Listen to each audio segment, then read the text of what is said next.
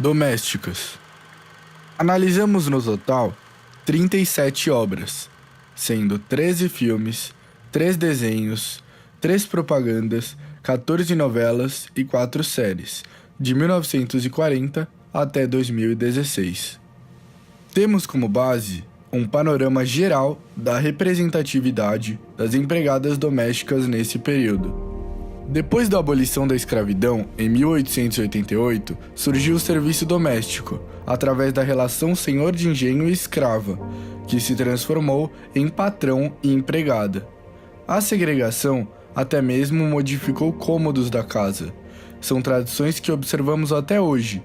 Um exemplo é o quarto e banheiro próprios para as domésticas, descendente de uma relação entre a casa grande e a senzala. Isso criou um futuro preconceito com a classe. Nossa análise da figura das empregadas domésticas cria uma linha do tempo a partir de E o Vento Levou, de 1940, que apresentou uma personagem que deu origem ao termo meme, em português, ama. No filme, ela é uma escrava que cuida da casa e é responsável pela criação da protagonista. Hattie McDaniel, que interpreta a doméstica, foi a primeira mulher negra a vencer um Oscar. O prêmio foi de melhor atriz coadjuvante em 1940. A personagem, mesmo considerando sua importância e seu teor positivo para a representação, ela foi a figura que iniciou o padrão da estereotipação das serviçais domésticas em Hollywood, deixando como legado alguns dos exemplos que apresentaremos mais tarde, como a tia Anastácia, em Sítio do Pica-Pau Amarelo, e a própria Mema Two Shoes, de Tom e Jerry. Essa personagem nunca mostra o rosto e costuma bater em Tom quando ele não consegue capturar o Jerry. Na maior parte dos episódios em que aparece, ela é retratada como negra. Em 1954, Mama para de ser retratada e os adultos presentes no desenho são, na maior parte dos episódios desde então, os donos de Tom. Dos 163 episódios do desenho, a empregada aparece em cerca de 20 apenas. Este primeiro caso foi importante porque antes não havia outras representações, o que representa um avanço. Porém, essas obras deram origem a um estereótipo negativo, que vemos até hoje. Em 1950, a clássica animação Cinderela estreou. Filha de um pai viúvo, a jovem é loira e de olhos claros, que após a morte de seu pai, passa a viver com a sua madrasta e as duas meio-irmãs. Cinderela foi humilhada e obrigada a exercer o trabalho doméstico. Na narrativa, a função de doméstica é execrada, mostrada como um posto mínimo de trabalho, uma posição indigna. Tanto que a protagonista precisa recorrer à magia para alcançar um espaço de maior honra no reino. Nessa época, as propagandas não apresentavam as domésticas, afinal, a figura da dona de casa era mais presente nessa sociedade, onde apenas as famílias mais abastadas conseguiam usufruir do serviço. Outro ícone da infância de muitos foi o desenho The Jetsons. A personagem Rosie é a empregada doméstica robô da família. Ela é um modelo fora de linha que os Jetson amam e jamais trocariam por outro mais moderno. A robô faz todo o trabalho da casa e cuida das crianças. Ela é autoritária e ocasionalmente distribui remédios para a família. Dos 75 episódios, Rosie aparece apenas em 3. Depois, temos um salto na representatividade. Depois de 1950, não temos quase nada envolvendo domésticas, até 1977, mostrando Sem Lenço e Sem Documento.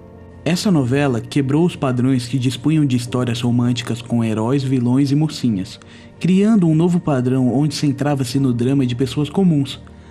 A novela revolucionou a imagem da empregada doméstica, passando ela de uma mera imagem sem contextualização para a representação de um evento social. Esta última década representou uma mudança no cenário, visto que foi feita a primeira novela com uma protagonista que trabalhava como empregada. Isto abriu portas para a representação delas. Nem sempre positiva, mas sem dúvida que elas conseguiram abrir mais espaço. Gabriela Cravo e Canela, 1983. Ao fugir de uma seca forte no Nordeste, Gabriela vai para Ilhéus, onde conhece um dono de bar que a emprega em sua casa como uma doméstica, e eles acabam tendo um caso. Ele usa a desculpa de ter contratado a moça para tê-la por perto. Em uma leitura, a sensualização das domésticas tendo como fator importante o fato de ser uma retirante, retratada como uma inocente nordestina. Romance da Empregada, 1989. O filme conta a história de uma doméstica que lida com exigências absurdas da patroa e vive um casamento abusivo. Fausta, a protagonista, não é retratada como uma ignorante e inocente. Ela é esperta, e em algumas situações até um tanto sacana. É uma personagem forte e bem vaidosa. Em uma das cenas, Fausta coloca as melhores roupas da patroa e bebe de suas bebidas mais caras, enquanto se gaba para uma amiga ao telefone. O tempo passa e as mudanças não vêm. A empregada na propaganda é retratada usando um uniforme padrão e fala como o trabalho ficou mais fácil com o produto. O comercial baseia-se na ideia de que a empregada não quer atrapalhar a patroa, quase como se estivesse com medo dela. Eu não disse nada, né? Porque não é assim uma Brastemp, né? Mas também a minha patroa não é assim tão exigente, né? Rainha da Sucata, 1990. Na mansão dos Figueroa, Lena era uma funcionária fiel, mesmo com todas as maldades da patroa. Ela jamais deixou seu posto. Junto com sua filha Alaide e o mordomo Jonas, eles faziam parte do grupo de serviçais da mansão, onde morava a malvada Laurinha Figueroa e seu enteado Eduardo. Sai de Baixo, de 1996 até 2003. Edileuza, Neide e Sirene são as 3 empregadas domésticas que vemos ao longo da série. Neide é caracterizada como uma mulher que usa roupas provocantes e que sempre pede ajuda ao patrão para problemas dela, o que não agradava. Sirene era retratada como uma mulher mal-humorada que desprezava as pessoas ricas e que se vestia de maneira esquisita. Edileuza é a única cuja representação não foi totalmente negativa. Ela era relevante na série e, diferente das outras duas, não era utilizada apenas para promover piadas. Entretanto, mesmo que Edileuza tivesse essa relevância, esse grupo é retratado de forma negativa e estereotipada, já que elas são retratadas como pessoas que não completaram os estudos. Isso é evidenciado no figurino de Neide e no linguajar de Sirene. De dor de joelho. Que dor de joelho, dona Maria? Dor de cotovelo, ou então dor de corno. A comédia se apropriou da imagem das empregadas e reforçou mais os estereótipos negativos que haviam sido atenuados. Domésticas, 2001. Que eu gosto? Gosto de saia, gosto de calça, gosto de shorts. Tem coisas que eu gosto, tem coisas que eu não gosto, depende das coisas. O filme tenta colocar a visão das domésticas em perspectiva. Este é um dos primeiros filmes que trazem a ideia de como é ser uma doméstica. Todas elas têm o mesmo emprego, mas lidam com isso de maneiras muito diferentes. Elas são retratadas como pessoas simples e convictas. Algumas aceitam o fato de trabalharem, outras não veem a hora de sair do emprego.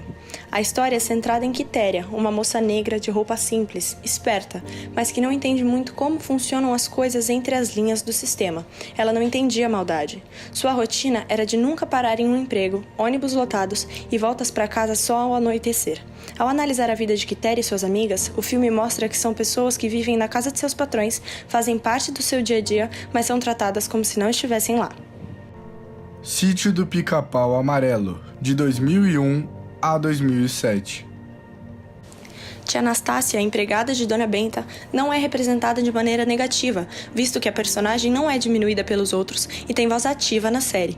Entretanto, sua caracterização está muito relacionada ao contexto histórico em que foram escritos os livros que serviram de base para a série. Então, ela foi retratada como negra, de beiços grandes, assustada e medrosa, uma cozinheira de mão cheia. Trair e Coçar, é só começar, de 2006. Uma doméstica que trabalha para um casal classe média alta num condomínio, representada por Adriana Esteves, tem características como enxerida e confusa, passando uma ideia de ser uma pessoa boba, totalmente fora da realidade de uma doméstica. Cobras e Lagartos, de 2006. Marilene é uma empregada que sabe se impor. Com uma patroa consumista como Milu, a faxineira já teve diversos conflitos por causa de seu salário. A patroa sempre viveu às custas do irmão Omar e muitas vezes deixou de pagar o salário de Marilene.